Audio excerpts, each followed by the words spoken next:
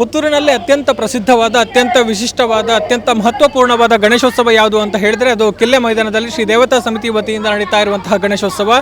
ಈ ವರ್ಷ 66ನೇ ವರ್ಷದ ಸಂಭ್ರಮದಲ್ಲಿ ಇದೆ ಅನ್ನುವಂಥದ್ದನ್ನು ನಾವು ಗಮನಿಸಬಹುದು. ಈಗ ಗಣೇಶೋತ್ಸವ ನಡೆಯುವಂತಹ ಗಣೇಶನ ಮಂಟಪ ಹಾಗೂ ಸಭಾ ವೇದಿಕೆಯ ದೃಶ್ಯಾವಳಿಗಳನ್ನು ನೀವು ನೋಡ್ತಾ ಇದ್ದೀರಿ. ಕಿಲ್ಲೆ ಮೈದಾನದಲ್ಲಿ ಶ್ರೀ ದೇವತಾ ಸಮಿತಿ ಪುತ್ತೂರು ವತಿಯಿಂದ ನಡೀತಾ ಇರುವಂತಹ 66ನೇ ಸಾರ್ವಜನಿಕ ಮಹಾ ಗಣೇಶೋತ್ಸವದ 2ನೇ ದಿನ ಅಂದರೆ ಸೆಪ್ಟೆಂಬರ್ 19ರಿಂದ 25 ತಾರೀಕಿನವರೆಗೆ ನಡೀತಾ ಇರುವಂತಹ ಗಣೇಶೋತ್ಸವ. ಪುತ್ತೂರಿನಲ್ಲಿ ನಡೆಯುವಂತಹ ಸುದೀರ್ಘವಾದ ಗಣೇಶೋತ್ಸವ ಇದು ಅನ್ನುವಂಥದ್ದನ್ನು ನಾವು ಹೇಳಬಹುದು. ಇಲ್ಲಿ ಆಕರ್ಷಕವಾದ ಗಣೇಶನ ವಿಗ್ರಹವನ್ನು ನಾವು ನೋಡ್ತಾ ಇದ್ದೇವೆ. ಬಹಳಷ್ಟು ಸುಂದರವಾಗಿ ವೇದಿಕೆಗಳೆಲ್ಲವನ್ನು ಕೂಡ ವಿನ್ಯಾಸ ಮಾಡಿದ್ದಾರೆ. ಗಣೇಶನ ವಾಹನ ಮೂಷಿಕದ ಒಂದು ಪ್ರತಿಕೃತಿ ರಚನೆ ಮಾಡಲಾಗಿದೆ. ಅದೇ ರೀತಿ ಕುದುರೆಗಳು, ದನ ಇತ್ಯಾದಿ ಕಲಾಕೃತಿಗಳು ಕೂಡ ರಚನೆಯಾಗಿದೆ ಅನ್ನುವಂಥದ್ದು. ಸೊ ಈಗಾಗಲೇ 25ರವರೆಗೆ ನಡೆಯುವಂತಹ ಗಣೇಶೋತ್ಸವಕ್ಕೆ ನಿತ್ಯ ಸಾವಿರಾರು ಮಂದಿ ಭಕ್ತಾದಿಗಳು ಆಗಮಿಸ್ತಾರೆ. ಬರುವಂತಹ ಭಕ್ತಾದಿಗಳಿಗೆ ನಿರಂತರ ಅನ್ನಸಂತರ್ಪಣೆ ನಡೆಯುವಂಥದ್ದು ಕೂಡ ಇಲ್ಲಿನ ಒಂದು ವಿಶೇಷ ಅನ್ನುವಂಥದ್ದು. ಜೊತೆಗೆ ಎಲ್ಲ ರೀತಿಯ ವ್ಯವಸ್ಥೆಗಳನ್ನು ಮಾಡಲಾಗಿದೆ. ಬಂದಂತ ಭಕ್ತಾದಿಗಳಿಗೆ ಸೇವೆಗಳನ್ನು ಮಾಡೋದಕ್ಕೆ ಸೇವಾ ಕೌಂಟರ್ನ ವ್ಯವಸ್ಥೆ ಇದೆ. ಜೊತೆಗೆ ತುಲಾಭಾರ ಸೇವೆಯನ್ನು ಮಾಡೋದಕ್ಕೆ ತುಲಾಭಾರ ಸೇವೆಯ ಒಂದು ಮಂಟಪಗಳನ್ನು ಕೂಡ ಮಾಡಲಾಗಿದೆ. ಬಂದಂತಹ ಭಕ್ತರಿಗೆ ಎಲ್ಲ ರೀತಿಯ ವ್ಯವಸ್ಥೆಗಳನ್ನು ಸುವ್ಯವಸ್ಥಿತವಾಗಿ ಮಾಡುವಂತ ನೆಲೆಯಲ್ಲಿ ಎಲ್ಲ ರೀತಿಯ ವ್ಯವಸ್ಥೆಗಳು ಇಲ್ಲಿದೆ ಅನ್ನುವಂಥದ್ದು. ತುಲಾಭಾರ ಸೇವೆಯ ಒಂದು ತುಲಾಭಾರ ಸೇವೆ ಜೊತೆಗೆ ಗಣಹೋಮ ನಡೆಯುವಂತಹ ಒಂದು ಮಂಟಪವನ್ನು ನಾವು ಗಮನಿಸ್ತಾ ಇದ್ದೇವೆ. ಮಹಾಲಿಂಗೇಶ್ವರ ದೇವರ ಭಾವಚಿತ್ರ ಜೊತೆಗೆ ಮಹಾಗಣಪತಿ ದೇವರ ಒಂದು ಪ್ರಭಾವಳಿ ಚಿತ್ರವನ್ನು ನೋಡ್ತಾ ಇದ್ದೇವೆ. ಅದೇ ರೀತಿ ಗಂಟೆಗಳ ಸಾಲನ್ನು ಕೂಡ ನಾವು ಗಮನಿಸಬಹುದು. ಎಲ್ಲವೂ ಕೂಡ ಭಕ್ತರ ಮೂಲಕ ಸಲ್ಲಿಕೆಯಾಗಿರುವಂಥದ್ದು. ಅದೇ ರೀತಿ ಶೋಭಾಯಾತ್ರೆಯಲ್ಲಿ ತೆರಳೋದಕ್ಕೆ ಅನುಕೂಲವಾಗುವ ಹಾಗೆ ಮಂಟಪದಲ್ಲಿ ಗಣೇಶನ ವಿಗ್ರಹ ಇದೆ ಅನ್ನುವಂಥದ್ದು. 2 ಗಣಪತಿಗಳ ವಿಗ್ರಹವನ್ನು ನೀವು ಇಲ್ಲಿ ನೋಡಬಹುದು. ಒಂದು ಸಣ್ಣ ಗಣಪತಿ, ಅದೇ ರೀತಿ ಇನ್ನೊಂದು ದೊಡ್ಡ ಗಾತ್ರದ ಗಣಪತಿ ವಿಗ್ರಹ. 2 ವಿಗ್ರಹಗಳನ್ನ ಒಂದೇ ಮಂಟಪದಲ್ಲಿ ಇರಿಸಿರುವಂಥದ್ದು ಇಲ್ಲಿನ ಮತ್ತೊಂದು ವಿಶೇಷತೆ. 2 ಗಣಪನ ವಿಗ್ರಹಗಳು ನಮಗೆ ಕಾಣುವುದಕ್ಕೆ ಸಿಗ್ತಾ ಇದೆ. ಇದು ಪುತ್ತೂರಿನ ಕಿಲ್ಲೆ ಮೈದಾನದ ವಿಶೇಷ ಅನ್ನುವಂಥದ್ದು. ಅದೇ ರೀತಿ ನಿರಂತರವಾಗಿ ಸಾಂಸ್ಕೃತಿಕ ಕಾರ್ಯಕ್ರಮಗಳನ್ನು ಕೂಡ ಆಯೋಜನೆ ಮಾಡಲಾಗಿದೆ. ನಿರಂತರವಾಗಿ ಬಂದಂಥ ಭಕ್ತಾದಿಗಳಿಗೆ ಅನ್ನದಾಸೋಹ ಕೂಡ ಇದೆ ಅನ್ನುವಂಥದ್ದು. ಇನ್ನು ಕೊನೆಯದಾಗಿ ಅಂದರೆ ಶೋಭಾಯಾತ್ರೆ ನಡೆಯುವಂತಹ ಸಂದರ್ಭದಲ್ಲಿ ದೇವರ ಉತ್ಸವ ನಡೆಯುತ್ತೆ. ಸಾಂಸ್ಕೃತಿಕ ಕಾರ್ಯಕ್ರಮಗಳ ಬಳಿಕ ರಕ್ತೇಶ್ವರಿ ಹಾಗೂ ಪಂಜುರ್ಲಿ ದೈವದ ಭೂತಕೋಲ ಕೂಡ ನಡೆಯುತ್ತೆ ಅನ್ನುವಂಥದ್ದು. ನೋಡ್ತಾ ಇದ್ದೇವೆ, ಇದು ದೇವರ ಒಂದು ಮಂಟಪದ ಸುಂದರವಾದ ದೃಶ್ಯವನ್ನು ನೋಡ್ತಾ ಇದ್ದೇವೆ. ದೇವತಾ ಸಮಿತಿ ಗಣೇಶೋತ್ಸವದ ದೇವತಾ ಸಮಿತಿಯ ಅಧ್ಯಕ್ಷರಾಗಿದ್ದಂತಹ ನೆಲೆಕಟ್ಟ ಸುಧಾಕರ್ ಶೆಟ್ಟಿ ಅವರು ನಿಧನರಾಗಿರುವಂಥದ್ದು ಬಹಳಷ್ಟು ಬೇಸರದ ಸಂಗತಿ. ಆದರೆ ಅವರ ನೆನಪಿನಲ್ಲೇ ಒಂದು ವೇದಿಕೆಯನ್ನ ನಿರ್ಮಾಣ ಮಾಡಿದ್ದಾರೆ. ದಿವಂಗತ ನೆಲ್ಲಿಕಟ್ಟೆ ಸುಧಾಕರ್ ಶೆಟ್ಟಿ ವೇದಿಕೆಯಲ್ಲಿ ನಡೆಯುವಂತಹ ಕಾರ್ಯಕ್ರಮಗಳು ಜೊತೆಗೆ ನೂರಾರು ಸಂಖ್ಯೆಯಲ್ಲಿ ಬಂದಂತಹ ಭಕ್ತಾದಿಗಳಿಗೆ ಒಂದು ಕುಳಿತುಕೊಂಡು ಕಾರ್ಯಕ್ರಮವನ್ನು ನೋಡೋದಕ್ಕೆ ಬೇಕಾದಂತಹ ವ್ಯವಸ್ಥೆಗಳನ್ನು ಮಾಡಲಾಗಿದೆ. ವೇದಿಕೆಯಲ್ಲಿ ನಿರಂತರವಾಗಿ ಭಜನಾ ಕಾರ್ಯಕ್ರಮ, ಸಾಂಸ್ಕೃತಿಕ ಕಾರ್ಯಕ್ರಮಗಳೆಲ್ಲವೂ ಕೂಡ ನಡೆದುಕೊಂಡು ಬರ್ತಾ ಇದೆ ಅನ್ನುವಂಥದ್ದು. ಇದೆಲ್ಲವೂ ಕೂಡ ಕಿಲ್ಲೆ ಮೈದಾನದ ಸಾರ್ವಜನಿಕ ಗಣೇಶೋತ್ಸವದ ವಿಶೇಷ ಅನ್ನುವಂಥದ್ದನ್ನು ನಾವು ಇಲ್ಲಿ ಹೇಳ್ಬಹುದಾಗಿದೆ. 1947ನೇ ಇಸ್ವಿಯಲ್ಲಿ ನಮ್ಮ ದೇಶಕ್ಕೆ ಸ್ವಾತಂತ್ರ್ಯ ಬಂದಿದೆ. ಕಿಲ್ಲೆ ಮೈದಾನದಲ್ಲಿ ಈ ಗಣೇಶೋತ್ಸವವನ್ನು 1952ರಲ್ಲಿ ಶ್ರೀ ಡಾಕ್ಟರ್ ಹನುಮಂತ ಮಲ್ಯ ಇವರು ಸ್ಥಾಪನೆ ಮಾಡಿದರು. ಅವರು ಸ್ಥಾಪನೆ ಮಾಡಿದ ಸೂರಿಗೆ ನಮ್ಮ ಪುತ್ತೂರಿನ ಹಿರಿಯ ಶಾಲೆ ಎಲಿಮೆಂಟ್ರಿ ಶಾಲೆಯಲ್ಲಿ ಸೂರಿಗೆ ಸ್ಥಾಪನೆ ಮಾಡಿದರು. ಅಲ್ಲಿಂದ ಮರು ವರ್ಷ ನಮ್ಮ ಟೌನ್ ಬ್ಯಾಂಕಿನ ಎದುರು ಅಲ್ಲಿ ಮಲೇರಿಯಾ ಆಫೀಸ್ ಇತ್ತು, ಅಲ್ಲಿಗೆ ಬಂದಾಯಿತು. ಅಲ್ಲಿಂದ 3ನೇ ವರ್ಷ ಆಗುವಾಗ ನಾವು ಈ ಮೈದಾನಕ್ಕೆ ಬಂದು ಪೂರ್ವ ಪಶ್ಚಿಮವಾಗಿ ದೇವರನ್ನು ಇಟ್ಟು ಪೂಜೆ ಮಾಡ್ತಾಯಿದ್ದೇವೆ. 4ನೇ ವರ್ಷ ಇದೇ ಜಾಗೆಯಲ್ಲಿ ಈಗ ನಾವು ಎಲ್ಲಿ ಪೂಜೆ ಮಾಡ್ತೇವೋ ಅದೇ ಜಾಗೆಯಲ್ಲಿ ಪೂಜೆ ಮಾಡಲಿಕ್ಕೆ ಪ್ರಾರಂಭವಾಗಿ ನಾವು 63 ವರ್ಷ ಆಯಿತು ಈ ಜಾಗೆಯಲ್ಲಿ ಪೂಜೆ ಮಾಡೋದು. ಒಟ್ಟಿಗೆ ಟೋಟಲ್ ನಮಗೆ ನಮ್ಮ ಗಣೇಶೋತ್ಸವದ ಅವಧಿ 66 ವರ್ಷ. ನಮ್ಮ 66 ವರ್ಷದಲ್ಲಿ ಪ್ರಪ್ರಥಮವಾಗಿ ಡಾಕ್ಟರ್ ಹನುಮಂತ ಮಲ್ಯರು DK ಹೆಬ್ಬಾರನ್ನು ಅಧ್ಯಕ್ಷ ಮಾಡಿದ್ದು. ಅವರು ಕೆಲವು ವರ್ಷ ಅಧ್ಯಕ್ಷರಾದ ನಂತರ ನಮ್ಮ ಪುತ್ತೂರಿನ ಖ್ಯಾತ ವಕೀಲ ಮುಂಗ್ಲಿಮನೆ ಚಂದ್ರಶೇಖರ್ ಗೌಡರು ಅವರನ್ನು ಅಧ್ಯಕ್ಷರು ಮಾಡಿದರು.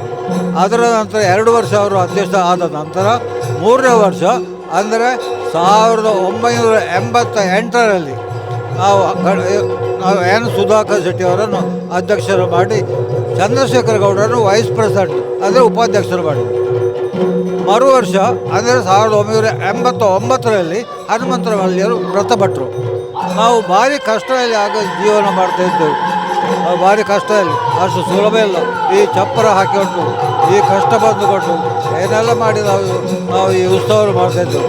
ಆದರೆ ಸುಧಾಕರ್ ಶೆಟ್ಟಿ ಅವರು ಇಲ್ಲಿ ಅಧ್ಯಕ್ಷರಾದ ನಂತರ ವರ್ಷದಿಂದ ವರ್ಷಕ್ಕೆ ನಾವು ಎಲ್ಲ ಕಾರ್ಯಕ್ರಮವನ್ನು ಮಾಡುವಲ್ಲಿ ಯಶಸ್ವಿಯನ್ನು ಪಡೆದಿದ್ದೇವೆ. ನಮ್ಮ ಹತ್ರ ಹಣ ಇಲ್ಲದೆ ಇರಬಹುದು, ತುಂಬ ದುಡ್ಡು ಇಲ್ಲದೆ ಇರ್ಬೋದು, ಕಷ್ಟದಲ್ಲಿ ಜೀವನ ಮಾಡಬಹುದು, ಆದರೆ ಯಶಸ್ವಿಯಾಗಿ ಈ ಕಾರ್ಯಕ್ರಮವನ್ನು ನಾವು ನಿರ್ವಹಿಸಿದ್ದೇವೆ. ಇದು ನಿಸ್ಸಂದೇಹ. ಇದನ್ನು ಯಾರೂ ಪ್ರಶ್ನೆ ಮಾಡುವಂಥ ಪ್ರಶ್ನೆ ಇಲ್ಲ. ಅವರು ಅಕಸ್ಮಾತು ಒಂದು 5-6 ವರ್ಷಕ್ಕೆ ಮುಂಚೆ ಒಮ್ಮೆ ಹಾರ್ಟ್ ಅಟ್ಯಾಕ್ ಆಯಿತು ಅವರಿಗೆ. ಈಗ ಈ ಸರ್ತಿ 2ನೇ ಸರ್ತಿ ಅಟ್ಯಾಕ್ ಆಗಿ ಅವರಿಗೆ ಅದರಿಂದ ಮೇಲೆ ಬರಲಿಕ್ಕೆ ಅಸಾಧ್ಯವಾಯಿತು. ಏನು ಮಾಡಲಿಕ್ಕೆ ಸಾಧ್ಯವಿಲ್ಲ. ನಮ್ಮ ಈ ವರ್ಷ 2 ವೈಸ್ ಪ್ರೆಸಿಡೆಂಟ್ಗಳು, ಪ್ರಭಾಕರ್ ಶೆಟ್ಟಿ ಮತ್ತು ಚಂದ್ರಶೇಖರ್ ಗೌಡರು, 2 ವೈಸ್ ಪ್ರೆಸಿಡೆಂಟು ಮತ್ತು ಒಬ್ಬರು ಅಧ್ಯಕ್ಷರು, 3 ಜನ ಮೃತಪಟ್ಟರು. ಇದು ನಮ್ಮ ಕಾರ್ಯಕ್ರಮ. ಇಲ್ಲಿ ಆಗುವಂಥ ಅನ್ನದಾನ ಪುತ್ತೂರು ತಾಲೂಕು, ಸುಳ್ಯ ತಾಲೂಕು, ಬಂಟ್ವಾಳ ತಾಲೂಕು, ಈ ಬೆಳ್ತಂಗಡಿ ತಾಲೂಕು, ಈ 4 ತಾಲೂಕುಗಳಲ್ಲಿ ಈ ರೀತಿಯ ಒಂದು ಅನ್ನದಾನ 7 ದಿನ ಆಗುವಂಥ ಜಾಗ ಯಾವುದಿಲ್ಲ. ಇದು ಎಲ್ರಿಗೂ ಗೊತ್ತಿದ್ದಂಥ ಸಂಗತಿ. ಪ್ರತಿದಿನ ಹೆಚ್ಚು ಕಮ್ಮಿ ಮಾಡಿ ಪಾಯಸ ಆಗಲಿ, ಮತ್ತೊಂದು ಆಗಲಿ, ಪದಾರ್ಥ ಆಗಲಿ ಎಲ್ಲ ಬೇರೆ ಮಾಡಿ ನಾವು ವಿಜೃಂಭಣೆ ಮಾಡ್ತಾ. ಅದರಲ್ಲದೆ ಇಲ್ಲಿ ಕಲ್ಚರಲ್ ಆ್ಯಕ್ಟಿವಿಟೀಸ್ ಈಗ ಆಗ್ತಾ ಉಂಟೆಲ್ಲ. ಯಕ್ಷಗಾನವೋ, ತಾಳಮದ್ದಳೆಯೋ, ಭಜನೆಯೋ, ಮತ್ತೊಂದು ಇಂಥದ್ದೆಲ್ಲ ಪ್ರತಿದಿನ ಆಗ್ತಾ ಉಂಟು. ಇದೆಲ್ಲ ದೇವರ ಕೃಪೆಯಿಂದ ಇದು ಆಗೋದಲ್ಲ, ಇನ್ನಿತರ ಯಾವುದೇ ಒಂದು ವಿಷಯದಿಂದ ಅಲ್ಲ. ಆದ್ದರಿಂದ ಭಾರಿ ವಿಜೃಂಭಣೆಯಿಂದ ನಡೀತಾ ಉಂಟು ಈ ವರ್ಷದವರೆಗೆ. ಇನ್ನು ದೇವರು ಹೇಗೆಲ್ಲ ನಡೆಸಿಕೊಡ್ತಾರೆ ಅಂತ ನಮಗೆ ಗೊತ್ತಿಲ್ಲ. ಆದರೆ ನಾವು ದೇವರಲ್ಲಿ ಪ್ರಾರ್ಥನೆ ಮಾಡೋದು ಅಂತ ಹೇಳಿದರೆ, ಸುಧಾಕರ್ ಶೆಟ್ಟರ ಕಾಲದಲ್ಲಿ ಯಾವ ರೀತಿಯಲ್ಲಿ ಇದು ನಡ್ಕೊಂಡು ಬಂದಿದೆ, ಯಾವ ರೀತಿಯಲ್ಲಿ ಇತ್ತು, ಅದರಿಂದಲೂ ವಿಜೃಂಭಣೆಯಿಂದ ನಡೆಯುವಂಥ ಅವಕಾಶವನ್ನು ಆ ಮಹಾಗಣಪತಿ ಎಲ್ರಿಗೂ ಅವಕಾಶವನ್ನು ನೀಡಲಿ ಅಂತ ಹೇಳಿ ನಾವು ಪ್ರಾರ್ಥನೆ ಮಾಡ್ತೀವಿ. ಪುತ್ತೂರಿನ ಕಿಲ್ಲೆ ಮೈದಾನಿನಲ್ಲಿ ಆಗುವಂತಹ ಈ ಗಣೇಶೋತ್ಸವಕ್ಕೆ ಈ ವರ್ಷ 66ನೇ ವರ್ಷ. ಈ 66 ವರ್ಷಗಳಲ್ಲಿ 44 ವರ್ಷಗಳನ್ನು ಮಾನ್ಯ ನೆಲ್ಲಿಕಟ್ಟೆ ಸುಧಾಕರ್ ಶೆಟ್ಟರು ನಡೆಸ್ಕೊಂಡು ಬಂದಿದ್ದಾರೆ.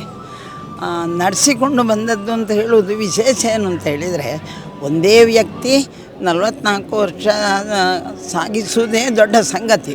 ಒಂದು ವ್ಯಕ್ತಿಯ ಯುವಕತನ ಬರುವ ಮಧ್ಯ ವಯಸ್ಸದಲ್ಲಿ ಹೋಗ್ತದೆ.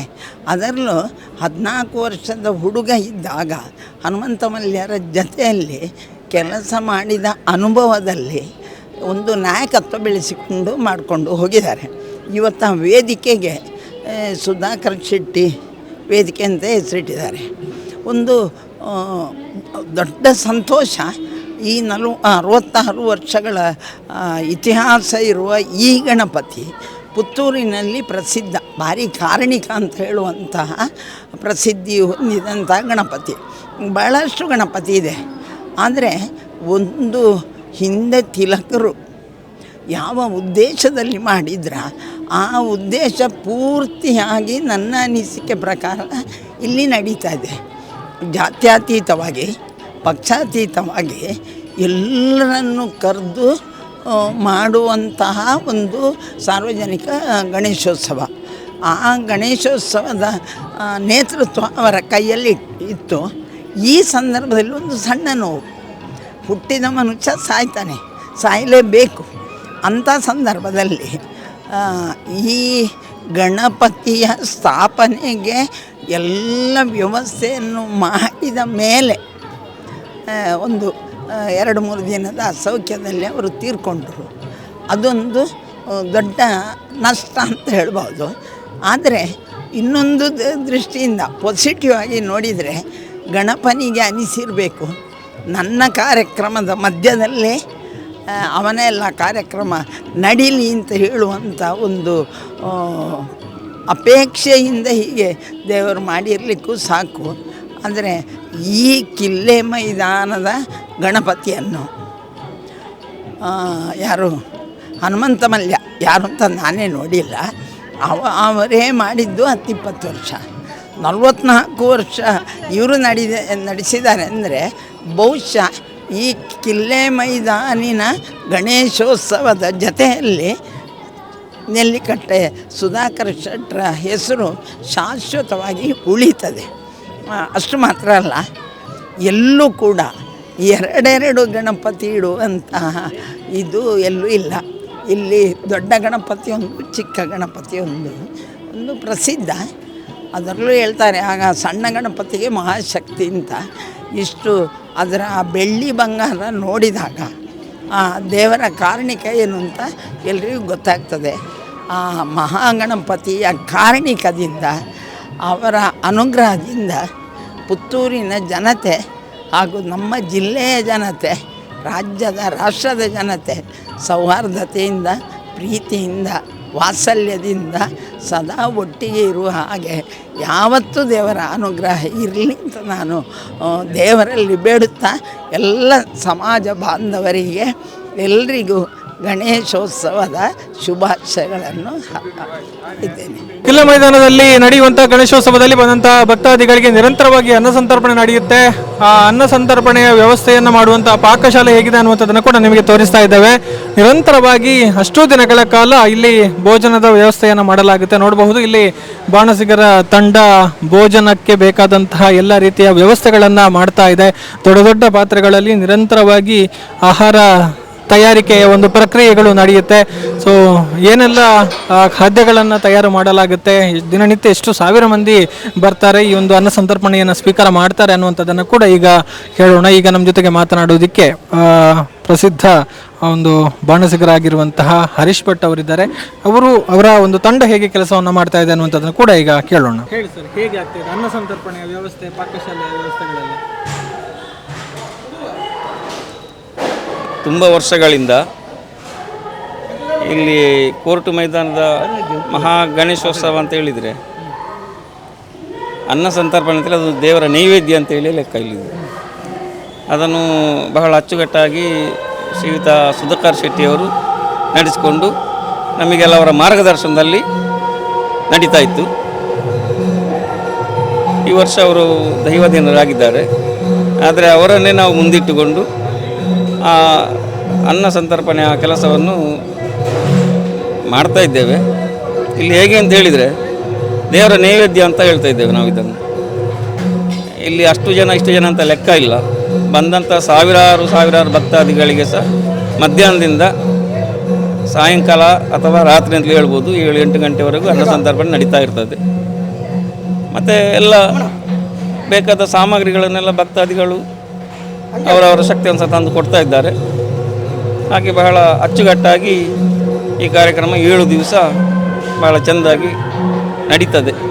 ದೇವರು ನಡೆಸ್ತಾರೆ. ಏನೇನೆಲ್ಲ ಅನ್ನದ ಜೊತೆಗೆ ಸಾರು, ಏನೇನೆಲ್ಲ ಐಟಮ್ ಅಂದರೆ ದೇವರಿಗೆ ನೈವೇದ್ಯ ಅಂತ 5 ಬಗೆ ಆಗಬೇಕು. ಅದು ನಾವು ಬಂದಂಥ ತರಕಾರಿಯನ್ನು ನೋಡಿಕೊಂಡು ದಿನಕ್ಕೊಂದು ವಿಧವಾದ ಖಾದ್ಯಗಳನ್ನು ಮಾಡ್ತಾಯಿದ್ದೇವೆ.